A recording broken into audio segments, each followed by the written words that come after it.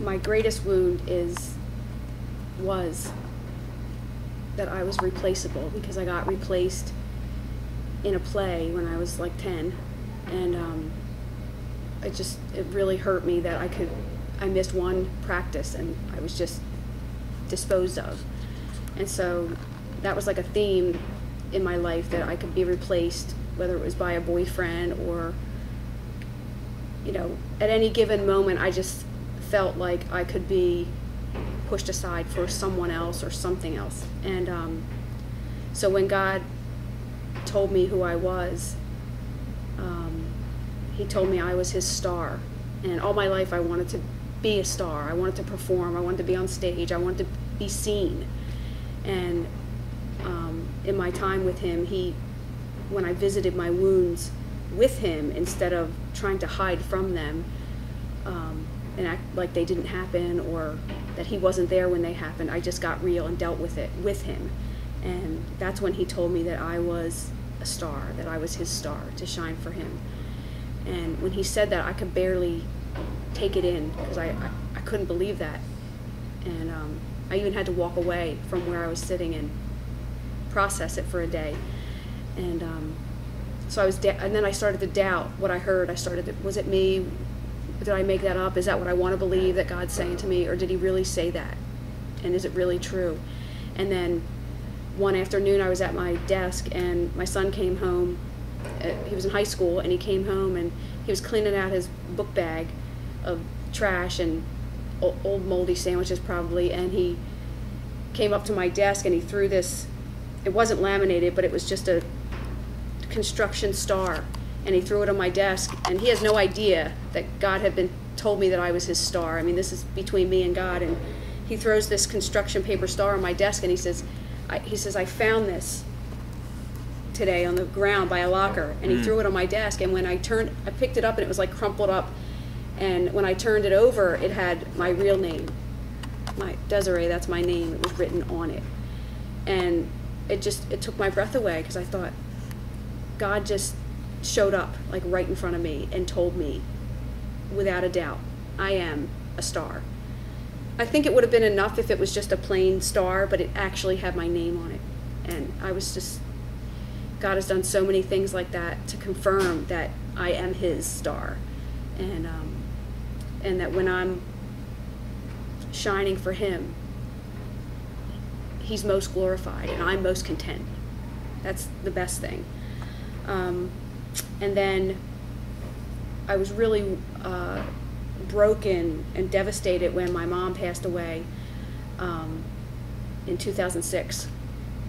And about, I don't know, it had to be 2 years later, my son was we were, just having a time as a family, and I was pretending like I was going out to work with a briefcase, just messing around, and because I don't work outside the home with a briefcase. I'm not a, briefcase person, and he said, "No, Mom, this is you going to work." And he goes into my office and he gets a stack of Bibles, and they're just kind of a decoration on my desk, and he takes them and he comes out and he's like, "Oh, Lordy, Lordy, Lordy," because he makes, he pokes fun at me for being so, in about God all the time. And when he laid them down on the counter, I could see that there was one that didn't belong. And when I opened it, when I looked at it and I saw it, I picked it up, and as soon as I opened the first page of it, I recognized it for what it was. And here it was, the Bible that my mom gave me the night I got saved at Vacation Bible School, and she presented it to me. And when I looked down, I saw the date, which is February 17th, 1980. And when I saw that date, it just stunned me, because that is the day that, that's the day that she died in 2006. So the day I got saved, God knew that 30 years later, the very same day, he would take my mom with him. And that was so confirming for me that he was in it. He was in the details. If the star wasn't enough, if all these other things that he has shown me that were specifically for me weren't enough, he was making it so clear that he's in the details of my life for me, you know, intimately and personally. And so then when I was reading Your Secret Name in New York, I realized that when God gave me my new name, I knew he had a new name for me, and I knew of it in Scripture that, you know, it's written on a stone and only I know and he knows what the name is, but I didn't know the reference, you know, just off the top of my head. And when I read that it was Revelations 2:17, it just was another, just a kiss on the head from God that I'm here, I'm with you. And then after that, I was just so excited about what I felt like God was leading and doing and showing me that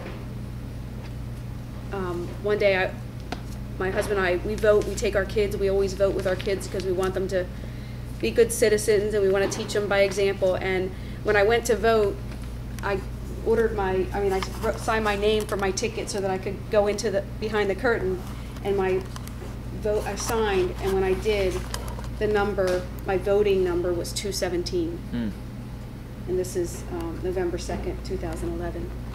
And I dropped the ticket and got all, you know, because when God shows up like that, it's just unexplainable and it's undeniable that he is there and he is present and he is doing little things to show me that he's with me and he's for me and I matter. And there's nothing like knowing you matter to God. That's right. Personally. So. What about the star at the restaurant? Well, I was in New York, and this was right around the time that I was reading Your Secret Name, and you know, because over the years I knew I was God's star, but you still struggle with that, and God was so faithful to, you know, tell me so many times who confirmed that for me in little ways. But we went to this restaurant while Taylor was doing a theater, at the end of a theater, workshop, and we went out to dinner afterwards to celebrate. And the girls were kind of being real ruckusy and just, you know, they were excited and, you know, and so they kind of shook the table when they sat down, and then we all sat down, and this red star fell from a shelf up top.